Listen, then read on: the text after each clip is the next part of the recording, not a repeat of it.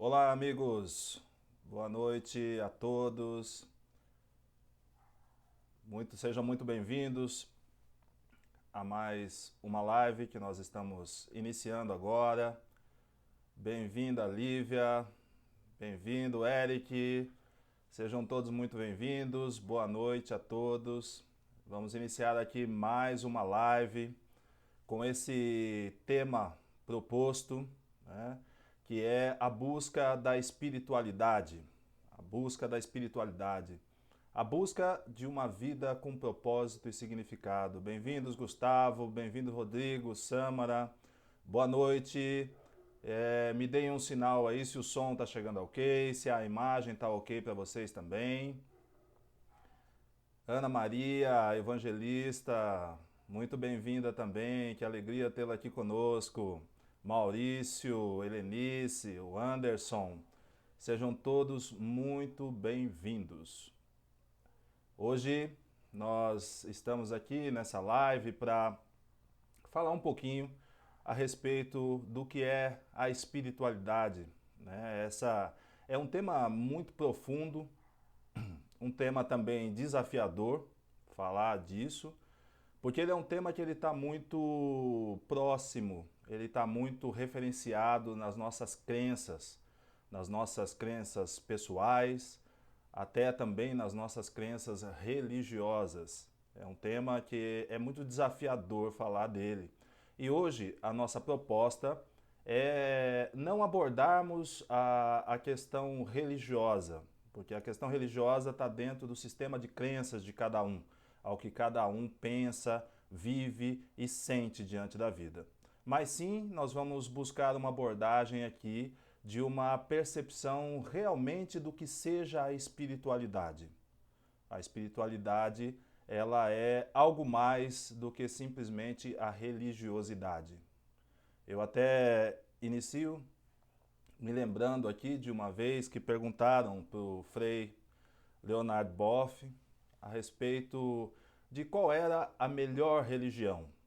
E aí a resposta dele foi uma resposta muito inteligente, onde ele disse que a melhor religião é aquela que te faz melhor.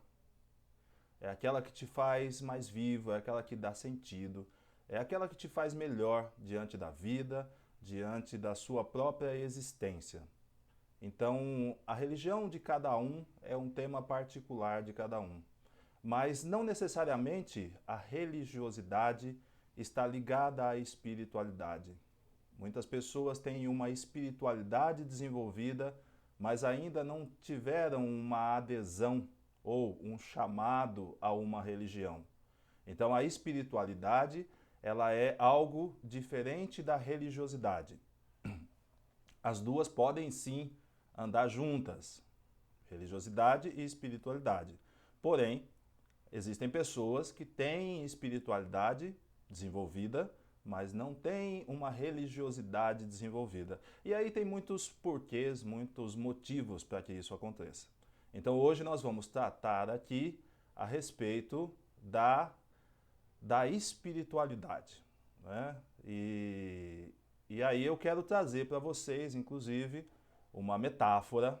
Metáfora é uma das formas mais eficientes de comunicação com o inconsciente.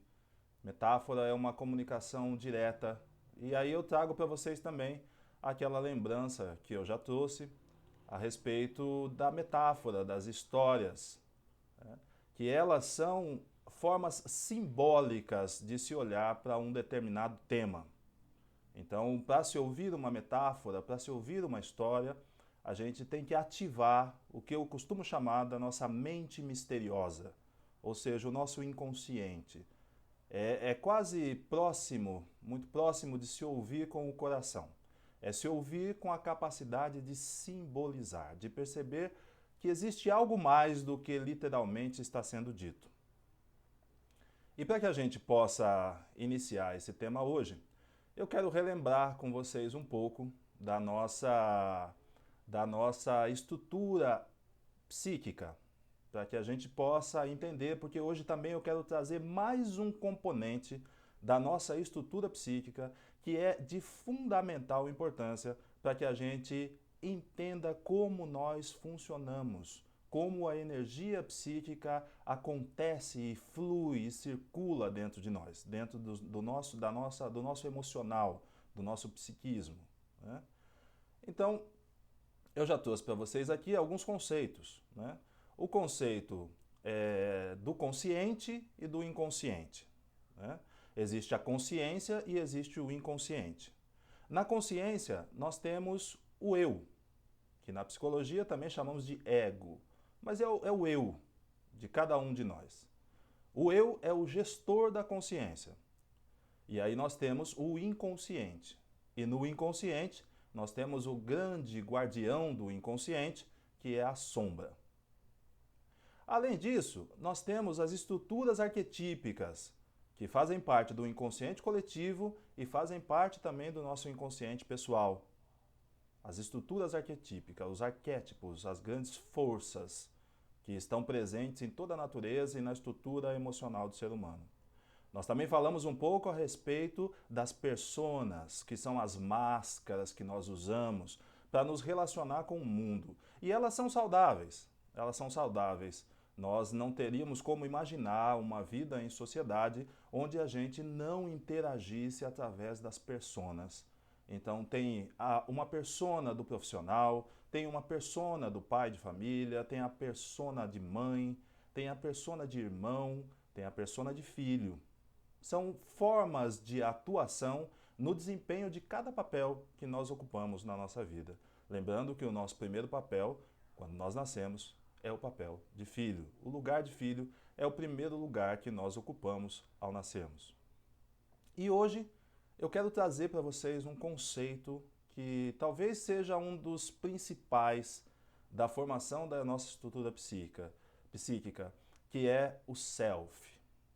O self, que não é simplesmente a palavra em inglês que significa o si mesmo, ele é algo maior. Essa é uma definição dada por Jung para falar de um conteúdo, de uma estrutura que é a organizadora da nossa personalidade, a organizadora da nossa estrutura emocional. O self equivale a dizer que é a porção de Deus em nós, é a nossa totalidade. O self é o nosso centro. E o self também, ele é um arquétipo, talvez o arquétipo mais importante do inconsciente coletivo, porque ele é a expressão de algo que representa o centro, e no centro está o equilíbrio. Ele representa algo que é a totalidade. Toda a busca do nosso desenvolvimento humano é a busca da integralização. Integralização dos conteúdos que são inconscientes na consciência. E é a partir disso ir se tornando cada vez mais consciente e cada vez mais total, mais integral. Essa é a nossa busca. Então, o self, ele apresenta para nós as nossas propostas na nossa vida. Ele é o divino, ele é o Deus que habita em mim, que habita em você, que habita em cada ser humano. Ele é o grande gerador de movimento de energia psíquica.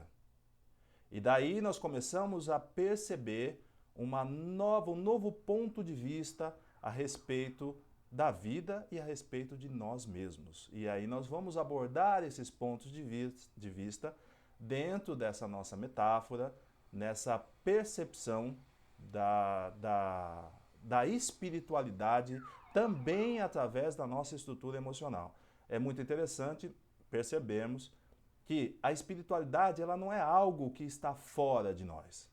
Ela é algo que está presente em nós, inclusive na nossa estrutura psíquica. O self é a grande proposta, é Deus dentro da nossa estrutura, é o sentido da totalidade, é o sentido do centro, é a nossa busca pelo equilíbrio. Ele é o nosso arquétipo de perfeição, o self. E é esse self que movimenta toda a nossa vida e toda a nossa vida emocional, tudo aquilo que acontece conosco. Então daí nós podemos perceber que não existe nada que aconteça conosco que seja ou por acaso, ou que seja aleatório, ou que seja para nos fazer simplesmente sofrer. E esse é um dos temas que nós vamos falar hoje, a respeito do sofrimento. E é muito interessante perceber, olhar por esse prisma, por essa ótica, porque aí nós vamos perceber que mesmo as coisas mais difíceis que nós passamos, elas são propostas da espiritualidade. Elas são propostas dessa estrutura de totalidade, essa estrutura de centro, esse arquétipo do inconsciente coletivo, ou esse Deus que habita em nós. É a porção divina que existe dentro de cada um de nós. Porque cada pessoa traz um sagrado dentro de si. E é esse sagrado que comanda todo o movimento do que nós conhecemos como desenvolvimento ou evolução. E podemos até, dentro desse tema, trazer o contexto da evolução espiritual. E aí nós vamos entender aqui, através dessa metáfora, qual a visão que nós podemos ter do que seja a espiritualidade. E isso pode trazer uma nova percepção a respeito da nossa vida. Então eu convido vocês a, nesse momento, se conectarem com a sua mente misteriosa, com a sua mente inconsciente, para que a gente possa, então, desfrutar desta magnífica metáfora que é procurando por Buda, procurando a espiritualidade. Essa metáfora, ela nos conta que Buda saiu em peregrinação pelo mundo para transmitir os seus ensinamentos, falar a respeito da verdade. E em cada lugar pelo qual ele passava, muitas pessoas vinham para ouvi-lo, para ouvir as suas palavras, para tocá-lo, para vê-lo simplesmente. Certamente, uma única vez na vida, elas teriam essa grande oportunidade de ver o Buda, o grande Buda. Sabendo do início dessa peregrinação de Buda, quatro monges se colocaram a caminho ao encontro de Buda, que estaria numa cidade de nome Vaali. E eles então, ao pensarem no percurso, perceberam que aquela viagem duraria aproximadamente algumas semanas, 3 ou 4 semanas, se tudo corresse bem. Um desses 4 monges, não conhecia muito bem o caminho. E ele então se encontrou com os outros 3 monges e foi atrás, seguindo-os. Depois de 3 dias de marcha, durante a caminhada, após 3 dias de marcha, eles perceberam que uma grande tempestade se avizinhava. E essa tempestade chegou muito rápido e surpreendeu aos 4 monges. Os monges então se apressaram o ritmo da sua caminhada até a cidade de Vaali. Porém, antes de chegar na cidade, se refugiaram em virtude daquele temporal. Procuraram um abrigo. 3 monges conseguiram chegar até a cidade e conseguiram se abrigar na cidade. Mas o último monge, esse, não conseguiu chegar até a cidade. E ele procurou abrigo no subúrbio da cidade. E nos arredores, no subúrbio da cidade, havia o lar de um pastor de rebanhos. O monge então pediu a esse pastor um abrigo, um acolhimento, um teto. E o pastor recebeu o monge com todo respeito, com todo cuidado, lhe deu abrigo, lhe deu água, lhe deu alimento, lhe deu uma boa dormida. Na manhã seguinte, o monge então acordou e apressou-se para se arrumar, para juntar as suas coisas, os seus animais, para que ele pudesse encontrar os outros 3 monges. Porém, ao acordar, ao começar a se organizar para a viagem, ao encontro dos outros 3 monges, ele percebeu que aquela tempestade havia destruído o curral daquele pastor. E as suas ovelhas se espalharam pelo campo. E ele então, o pastor, teria que arrebanhar todas aquelas ovelhas. E o monge pensou que depois de ter sido tão recebido por aquele pastor, tão bem recebido, de ter recebido alimento, água, uma boa dormida, uma boa hospedagem, ele não poderia deixar aquele pastor sozinho para arrebanhar todo aquele rebanho. Então ele decidiu que ele não poderia partir sem ajudar, sem auxiliar aquele pastor, deixando ele largado à própria sorte. Então ele decidiu ficar. E durante 3 dias, ele ajudou o pastor a arrebanhar suas ovelhas. Arrebanhou suas ovelhas, colocou-as novamente dentro do curral, dentro do cercado, e aí sim o monge pôde juntar as suas coisas e dar seguimento à sua viagem, em busca de encontrar com os outros 3 monges. Seguindo a trilha dos outros 3 monges, o monge então precisou parar numa fazenda para reabastecer o seu estoque de água para ele e para os seus animais. E ele foi então recebido por uma mulher. Essa mulher indicou para ele aonde ele poderia encontrar água potável.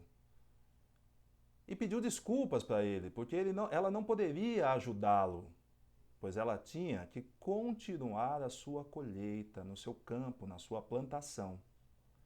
Enquanto o monge dava água para os seus animais e enchia os seus jarros, a mulher contou para ele que após a morte do seu marido, se tornou muito difícil para ela cuidar daquela plantação. Se tornou muito difícil para ela colher os frutos daquela plantação. E eles muitas vezes apodreciam nos pés, porque ela sozinha não conseguia fazer aquela colheita. O monge, então, percebeu que aquela fazendeira, aquela campesina, nunca realizaria aquela colheita a tempo. Mas ele também sabia que se ele ficasse, perderia a trilha e não poderia estar em Vaale quando Buda chegasse para transmitir os seus ensinamentos. E o monge pensou consigo, mas eu posso ver o Buda alguns dias depois, sabendo que o Buda ficaria em Vaale por algumas semanas. E ele então resolveu ficar e ajudar aquela mulher, aquela campesina. A colheita levou 3 semanas. 3 semanas. E assim que ele terminou a colheita junto com aquela mulher, ele retomou a sua jornada. Na estrada, ao retomar a sua jornada, ele descobriu que Buda já não estava mais em Vaale. O mestre havia ido para outra cidade. Foi para o norte. O monge, então, mudou o seu trajeto, seguiu para o novo local onde Buda estaria. Ele continuou sua jornada, peregrinando por muitos e muitos dias, até que num determinado momento da sua peregrinação, da sua caminhada, ele encontrou na beira da estrada 2 senhores que vinham acorrentados, sendo arrastados. E eles não seriam capazes de se libertar sozinhos daquelas correntes. Então, ele percebeu que ele não poderia seguir viagem sem auxiliar aqueles anciões. Ele então parou o seu trajeto e desfez aquelas correntes, aquelas amarras e libertou aqueles 2 senhores. E somente após isso, ele continuou a sua viagem, e sabendo que Buda também continuava a sua peregrinação, a sua jornada. Com isso, muitos anos se passaram, e todas as vezes que ele se dirigia para onde Buda estava, algo acontecia durante o seu trajeto, e ele tinha que parar para auxiliar alguém e não dava continuidade na sua viagem. Todas as vezes que ele se punha a caminho de encontrar Buda, alguém precisava dele e ele não conseguia dar continuidade à sua viagem. E 20 anos se passaram. 20 anos de peregrinação em busca de Buda. O homem então descobriu que 20 anos se passaram e que depois desses 20 anos, Buda estaria em sua cidade natal, aonde ele iria para morrer. Ele decidiu morrer em sua cidade natal. O monge, então, pensou que esta seria a última oportunidade para ele conhecer o Buda, para ele estar diante de seu mestre, a última oportunidade que ele teria na vida para ver o Buda antes que ele partisse, antes que ele mudasse o seu estado físico. E ele pensou: eu tenho que seguir o caminho, eu não posso mais parar para ajudar ninguém, porque senão eu não conhecerei Buda, eu não conhecerei mestre. E ele sabia que não podia mais perder tempo com absolutamente nada na busca de encontrar Buda. Então, ele juntou todos aqueles pertences que ele ainda tinha após 20 anos, a única mula que sobrou para ele, pouquíssimas provisões, e mais uma vez se pôs na estrada em busca de encontrar Buda. Uma determinada noite, antes de chegar à cidade, ele se deparou com um animal ferido no meio da estrada. O monge não pôde deixar aquele animal sozinho, então ele o pegou, fez curativos, lhe deu água, cuidou das suas feridas. Com muita ternura, ele acomodou o animal em algumas rochas e seguiu a sua marcha. Deixou água, deixou comida ao alcance daquele bicho e levantou para deixá-lo e para seguir a sua jornada. Após dar alguns passos, o homem percebeu que ele não poderia ir para a cidade ao encontro de Buda e deixar aquele animal sozinho, largado à própria sorte, indefeso e à beira da morte. Então, o monge descarregou todos os teus pertences, amarrou a sua mula e continuou tomando conta daquele animal durante toda a noite e durante alguns dias. Ele velou o sono daquele animal como se fosse seu próprio filho. E no amanhecer de um dia, ele viu que o animal havia se recuperado. O monge então acordou, sentou-se em um lugar afastado e chorou, sentindo um profundo sofrimento. Ele então se deu conta que havia perdido a sua última oportunidade de conhecer Buda, de conhecer o Mestre. E ele chorou, sentindo profundamente em seu coração que tudo o que ele mais quis na sua vida, conhecer seu Mestre, conhecer o Buda, não lhe seria mais possível, porque Buda já havia transmutado o seu estado material, Buda já havia morrido. Então, o homem se virou ao ouvir uma voz que dizia para ele: não continue procurando por mim, não continue procurando por mim, porque você já me achou. O homem, ao ouvir a voz, se virou e viu que aquele animal se encheu de luz e tomou a forma do próprio Buda.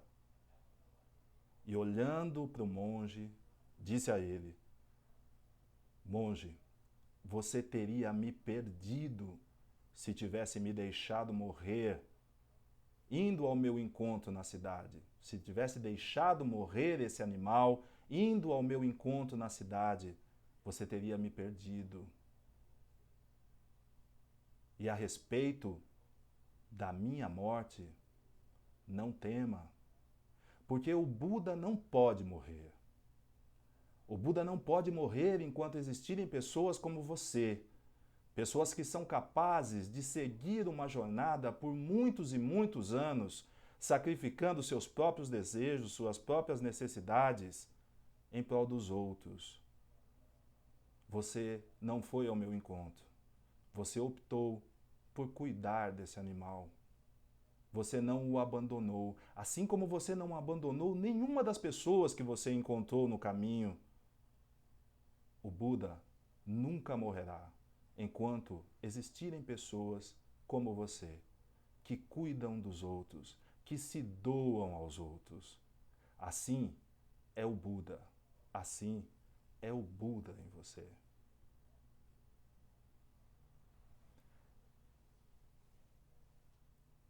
Essa é a nossa metáfora de hoje.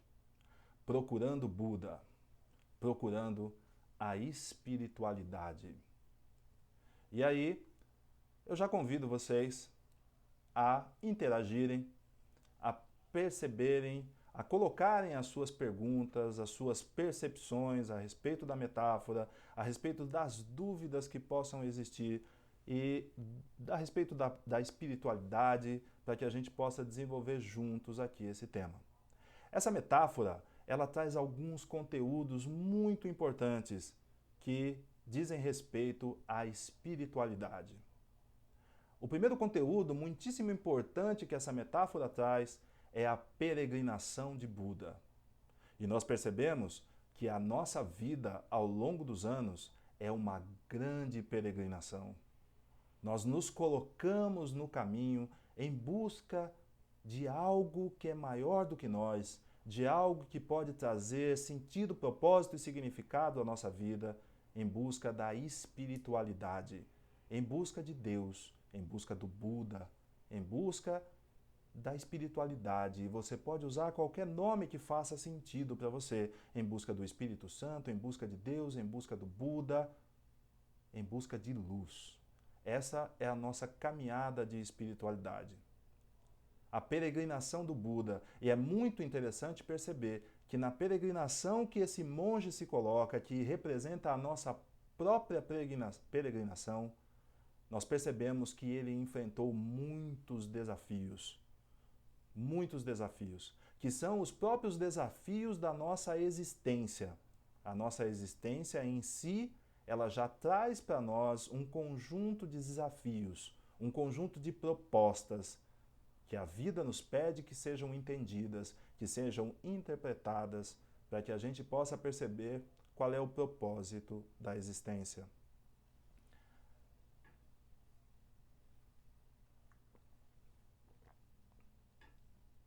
Uma jornada de desafios.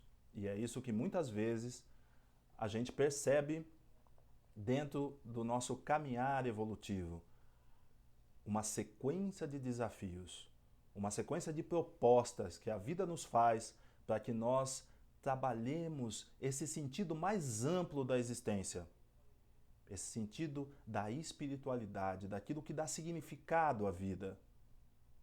E aí a Nabila, que é quem nos propôs esse tema de hoje, ela me pergunta aqui: o monge ajudou todos aqueles de coração, como se colocar nesse caminho da espiritualidade de forma verdadeira. Ela está me perguntando, dizendo que o monge ajudou todas aquelas pessoas de coração. E como a gente se colocar no caminho da espiritualidade de forma verdadeira? Essa é a grande busca. Nós estamos buscando Buda, nós estamos buscando a luz da espiritualidade, a luz de Deus. E quando nós falamos em espiritualidade, não tem como nós concebermos espiritualidade sem concebermos Deus. Vamos nos lembrar dessa estrutura que faz parte da nossa, da nossa composição emocional, composição psíquica, que é o self. Aquela porção de Deus em nós. É o grande regulador, é aquele que gera movimento psíquico e que apresenta as propostas. Então, nessa grande peregrinação da existência, nós enfrentaremos muitos desafios. E nesses desafios, nós encontraremos muitos sofrimentos.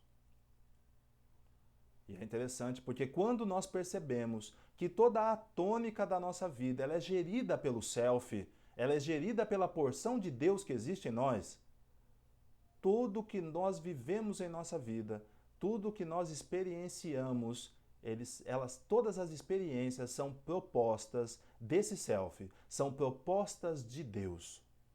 Ou seja, ao nos depararmos com uma dificuldade, sabemos que essa dificuldade ela não existe por si só. ela nos traz uma mensagem, ela nos traz uma proposta de desenvolvimento. E cabe a nós o único movimento de olharmos para o lugar certo, de entendermos que proposta é essa. E muitas vezes nós sofremos com medo do sofrimento. E o sofrimento, ele é parte inerente do ser humano.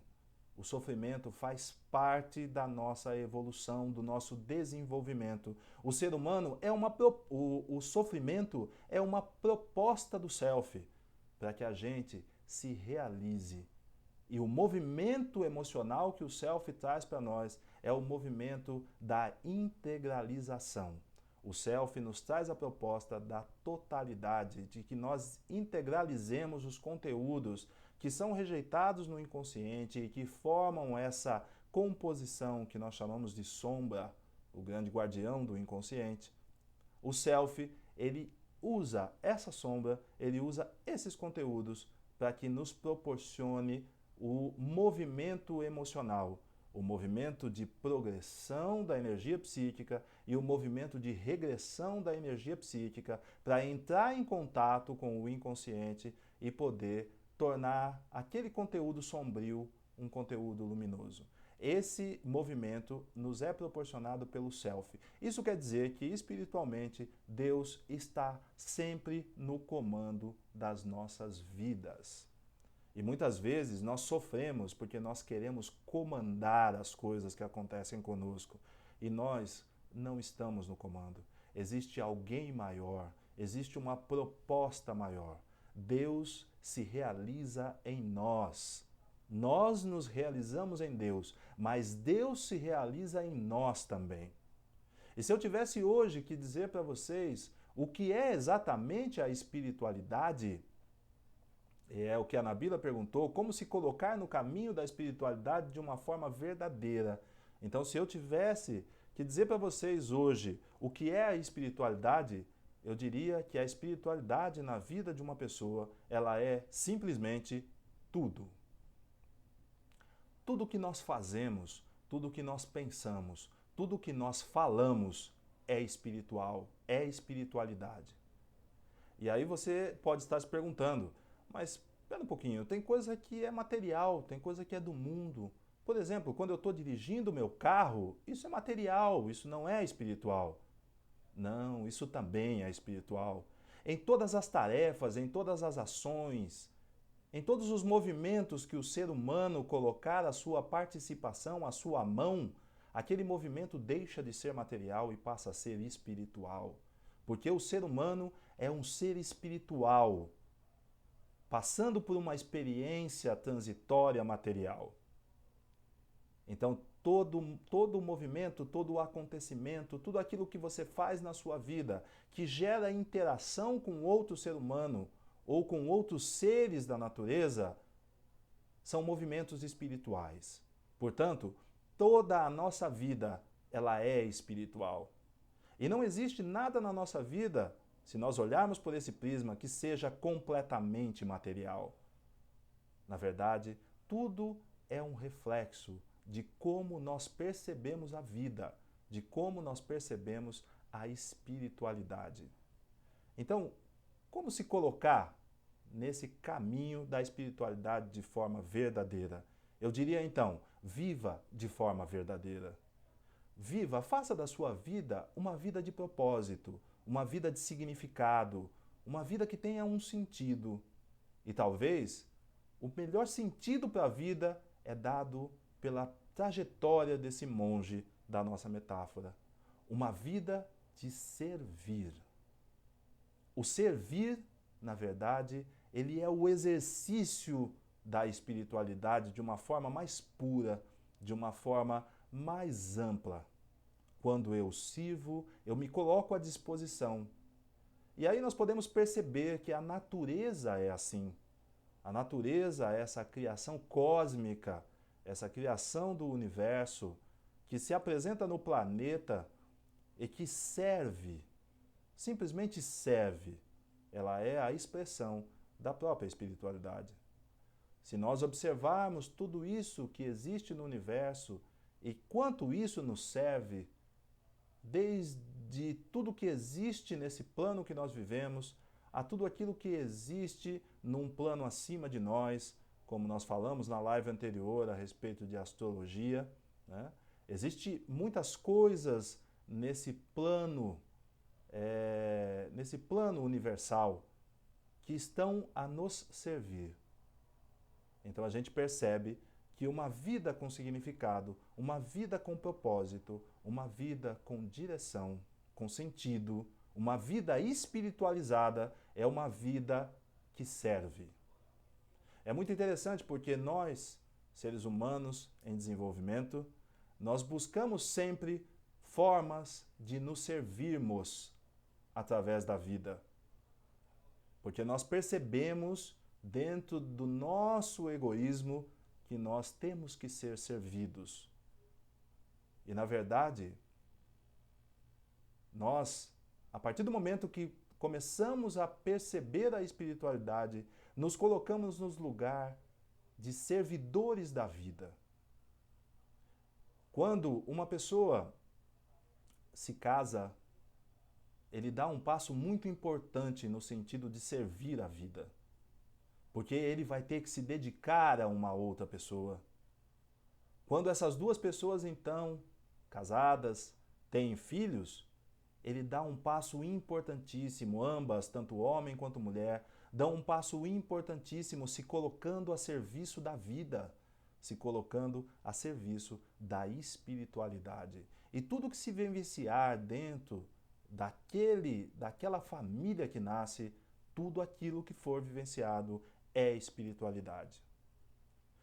Para entender melhor o que seja a espiritualidade e essa relação entre espiritualidade e materialidade, quando uma casa fica pronta, um prédio, uma casa fica edificado, aquilo é material, aquilo é simplesmente uma construção, uma casa que ficou pronta.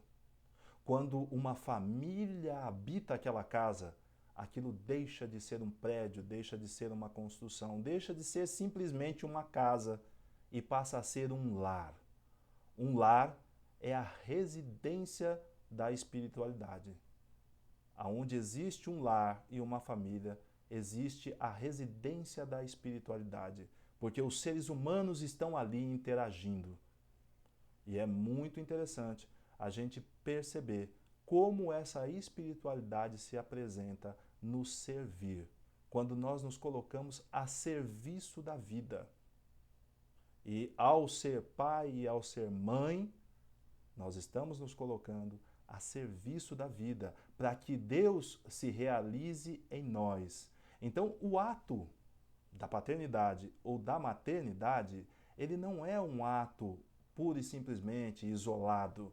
Ele é um ato de colocação de si mesmo a serviço da vida. Porque muitas vezes, durante uma vida familiar, você vai precisar esquecer de você e cuidar do outro.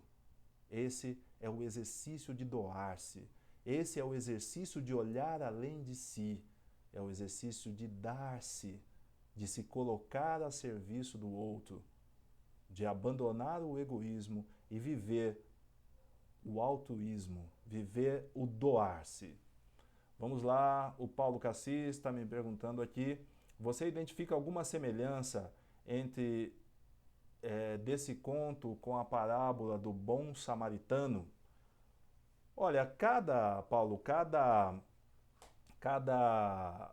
metáfora, a parábola também é uma metáfora, ela tem uma finalidade. É muito interessante porque os grandes mestres da humanidade usaram histórias, usaram metáforas, usaram palavras, usaram figuras de linguagem para poder ilustrar uma verdade espiritual. Então Jesus ensinou por parábolas, Buda ensinou por parábolas. Muitos outros mestres da cultura hindu, da cultura self, da cultura de muitas outras culturas da humanidade, da cultura celta, também ensinavam através de parábolas, de contos, de figuras de linguagem, porque são a comunicação mais direta com o inconsciente, como eu havia dito anteriormente. Então, cada uma dessas parábolas, elas dizem respeito a um conteúdo que é espiritual, que é espiritualidade. E aí a Suzane está dizendo, bela metáfora de amor ao próximo. A Lúcia Richena está dizendo, no caso do monge, ele abandonou o ego para viver o self. Exatamente, Lúcia, excelente percepção a sua. Ele abandonou o ego para viver o self. Eu diria assim, não é que a nossa proposta seja de abandonar o ego, porque o ego ele não é ruim, o ego é o nosso eu. O ego é o gestor da consciência, o eu é o gestor da consciência. Não tem como nós abandonarmos o eu, porque é o eu que vai tomar posse da sombra, é o eu que vai visualizar as personas em ação, e é o eu também que vai, como nós dizemos na psicologia, que vai constelar, que vai administrar a constelação do self. É ele que vai perceber Deus agindo dentro dele. Na verdade, encontrar Deus acontece de uma forma consciente, não de uma forma inconsciente. Lembre-se lá do mito da caverna, que todas as vezes que uma pessoa sai da caverna, ela percebe através da luz que tem fora da caverna, que é a luz do sol, e vamos nos lembrar aí que Platão dizia que a gente só vê bem através da luz do sol, ou seja, através da consciência. Então nós vamos encontrar Deus através do desenvolvimento, da ampliação da nossa própria consciência. E esse trabalho de ampliação da consciência, ele é gerido pelo ego, pelo eu, que é o gestor da consciência, é o centro da consciência, o eu. O self traz o movimento, traz as propostas. O eu tem que trabalhar os conteúdos que vêm do inconsciente, tem que trabalhar com a sombra do inconsciente e com essas propostas que o self traz. E traduzir a sombra do inconsciente e continuar caminhando em busca dessa porção de Deus que existe dentro de cada um. Essa integralização dos conteúdos é a realização do próprio self, é a realização de Deus em nós. Então, na verdade, a proposta não seria exatamente abandonar o ego, seria integralizar os conteúdos do inconsciente na consciência. Né? E aí nós percebemos hoje um tema que é muito recorrente, como eu disse, que é o sofrimento e a evolução, e o sofrimento faz parte da própria evolução. E muitas vezes as pessoas sofrem pelo simples medo de sofrer. Ou seja, aquilo que a gente chama também de ansiedade, a gente dá o nome de ansiedade, o medo de sofrer, o medo antecipado, um sentimento que é antecipado antes do próprio acontecimento. E existe um medo que está presente no inconsciente coletivo da humanidade. E a gente percebe isso na narrativa dessa metáfora, que é o medo da morte. O monge tinha medo da morte do Buda antes que ele pudesse encontrá-lo. Ou seja, o medo da morte antes de se conhecer o próprio Mestre, o próprio Deus. Esse medo da morte, ele está também consolidado, ele está também constelado na nossa estrutura emocional, na nossa estrutura psíquica. Vocês vão lembrar lá de quando eu falei do mito de Cronos e da Grande Mãe. Eu falei que quando nós nascemos, para nos formarmos, para nos identificarmos como seres individuais, nós precisamos nos reconhecer. Nós precisamos de um espelho. Nós precisamos da interação com outras pessoas. E as duas primeiras pessoas que nós encontramos quando nós nascemos são o nosso pai e a nossa mãe. Nós precisamos fazer a identificação para nos constituirmos como pessoas. Essa identificação acontece também dentro da própria estrutura. Quando uma criança, lá próximo dos 2 anos e meio ou 3 anos, começa a se referir a si mesma como eu, ela começa a perceber que ela e a mãe, que para ela eram uma coisa só, ela começa a perceber que são duas coisas diferentes. Ou seja, ela começa a perceber que ela é um ser individual, dissociado da própria mãe. Ela é alguém além da própria mãe. E a partir do momento que existe a identificação com o corpo, nós então achamos que nós somos aquele corpo. Então, todo o desenvolvimento da estrutura psicológica, todo o desenvolvimento da consciência está na identificação com o próprio corpo. E aí nós temos um tema muito interessante, que o nosso corpo não é só o nosso corpo. O nosso corpo também é uma metáfora da vida. Porque o nosso corpo, ele tem início, ele tem meio e ele tem fim. Mas algo que habita o nosso corpo, que nós podemos chamar de alma, que nós podemos chamar de sopro da vida, que nós podemos chamar de espírito. Esse algo que habita o corpo, esse transcende a experiência terrena. Mas ele precisa, para se constituir como uma pessoa no mundo, ele precisa se identificar.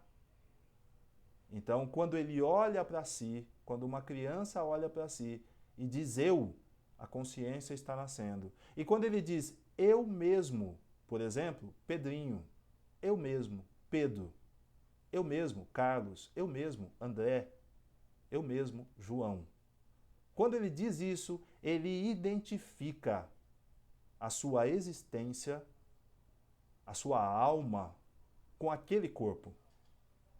E isso é como estar dentro de um escafandro. O escafandro é aquele equipamento antigo de mergulho, onde alguém entrava e ele era fechado. E a pessoa só saía de lá quando o escafandro era aberto, após aquele profundo mergulho. E a vivência, a experiência humana é exatamente essa. Nós somos colocados nesse escafandro para um profundo mergulho na existência, um profundo mergulho que traga o sentido da vida. E nós só vamos sair desse escafandro quando a vida abri-lo. E a nossa existência não se resume ao escafandro. A nossa existência não se resume ao nosso corpo. E essa é a grande descoberta que nós podemos traduzir como espiritualidade. É perceber, ao longo da vida, que nós não somos o corpo que nós habitamos. Nós somos uma essência espiritual que está além, que está antes e além desse próprio corpo. Esse próprio corpo é um veículo, a forma pela qual nós iremos interagir com o mundo e com as pessoas, a forma pela qual nós viveremos e seremos contemplados com o self, através da nossa existência. O self, Deus, nos contemplará com todas as experiências humanas necessárias para que a gente perceba que nós não somos o corpo que nós habitamos. Nós somos algo além disso. E todo o medo da morte é o medo de perder a identidade. Porque psicologicamente nós estamos identificados com o nosso corpo. E vocês vão se lembrar, nas lives anteriores, que eu disse também que nós estamos identificados com pai e mãe.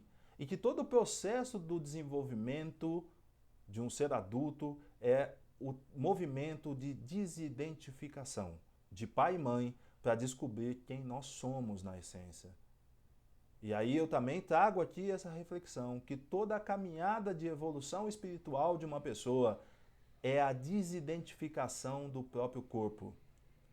E é interessante porque quanto mais eu desidentifico do meu corpo, mais eu valorizo a existência dele.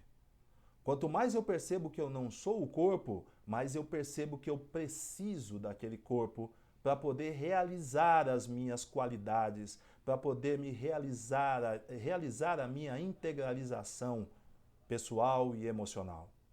Então, ao perceber que eu não sou o corpo, eu percebo o quão importante aquele corpo é, ou este corpo é, para a minha expressão, para a minha manifestação. E aí eu olho para mim com mais cuidado, eu olho para mim com mais detalhe, eu olho para mim com mais amor. E lembre-se que nós só podemos amar ao próximo se nós conseguirmos amar a nós mesmos. Então percebermos-nos como seres espirituais, habitando um corpo numa trajetória transitória humana, material, é essencial para descobrirmos o propósito da existência.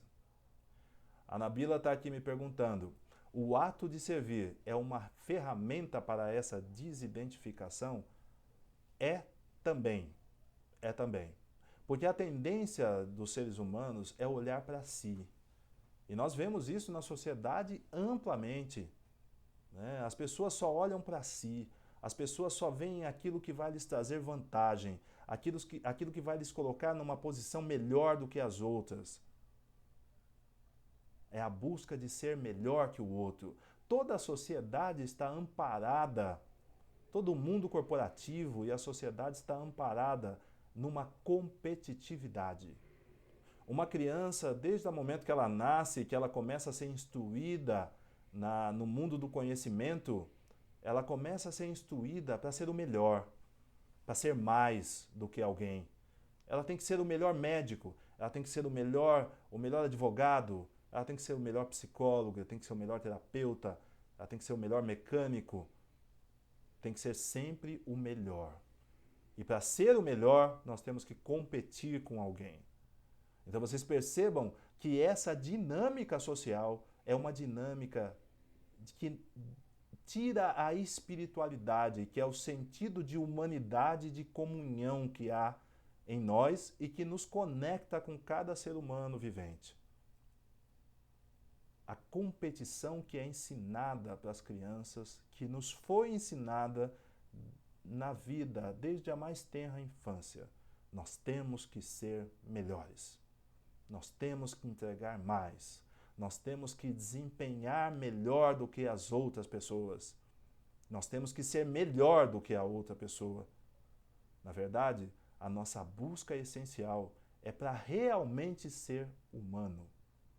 O quanto eu posso, ao me auxiliar, ao me amar, o quanto eu posso amar a outra pessoa, o quanto eu posso estender a mão para alguém para trazê-lo junto comigo para uma percepção mais ampla da vida.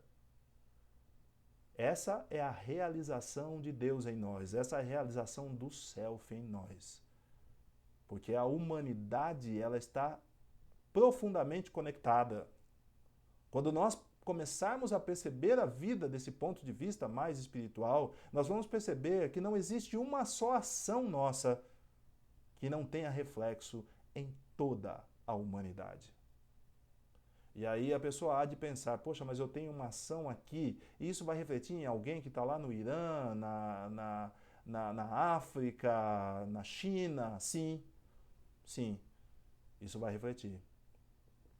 Em algum tempo, em algum momento, o que você faz vai refletir em toda a humanidade. E aí não precisa ser muito filosófico, porque se você tem uma vida social, se você tem um trabalho, se você tem uma família, você vai perceber que tudo o que você faz tem um reflexo na humanidade. Quando você agride alguém com palavras, com gestos, com atitudes, a humanidade daquela pessoa foi agredida. E quando você se doa para alguém, quando você auxilia alguém, a humanidade daquela pessoa foi auxiliada, que a humanidade daquela pessoa recebeu o que ela precisava. E como a humanidade está conectada, ao auxiliar alguém, eu estou auxiliando o todo. Porque as pessoas não existem de forma desconectada.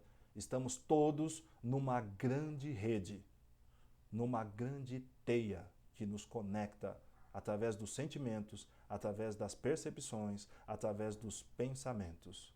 Haja visto o que nós estamos vivendo hoje na humanidade. Algo, nesse momento de isolamento, que está conectando toda a humanidade. E muitas vezes nós vemos a humanidade conectada por um sentimento de medo. E que medo é esse? É o medo da morte. Em síntese, é o medo da morte. E o medo da morte é o medo da perda do corpo. É a não percepção de que existe uma essência primeira que transcende ao estado físico. Como existe essa identificação com o corpo, o medo da morte também é inerente à condição humana. E a transcendência daquilo que é material para o espiritual pode estar na percepção que nós não somos o corpo que nós habitamos. E aí vamos lá para ver mais uma pergunta da Regina, Regina Malcuti, perguntando o que está atrás da superidentificação com o próprio corpo. Na verdade, não seria nem o que está atrás, Regina, é o que está realmente presente na identificação. É a nossa constituição, é a nossa afirmação como pessoas. Nós existimos nessa experiência terrena, nessa experiência material terrena, através do nosso corpo. Se o corpo não existir, nós não podemos agir, nós não podemos tocar, nós não podemos falar. E a identificação ela é psíquica. Nós identificamos, o nosso eu está identificado com o nosso corpo. Quando nós olhamos no espelho, nós percebemos o nosso corpo. E é com este corpo que nós estamos identificados. E quando eu pergunto a uma pessoa muitas vezes, quem é você? Ela, na maioria das vezes, ela me traz características físicas, de referências físicas. E isso é natural, porque é aonde a gente se reconhece, no nosso próprio corpo, nas nossas próprias características. Porém, toda a tônica da evolução, do desenvolvimento, está na transcendência. Está na transcendência da percepção de quem é que nós somos. Nós somos esse corpo ou nós somos uma essência que é algo mais do que esse corpo? E como é que nós vamos descobrir essa essência? Ao nos doarmos ao próximo.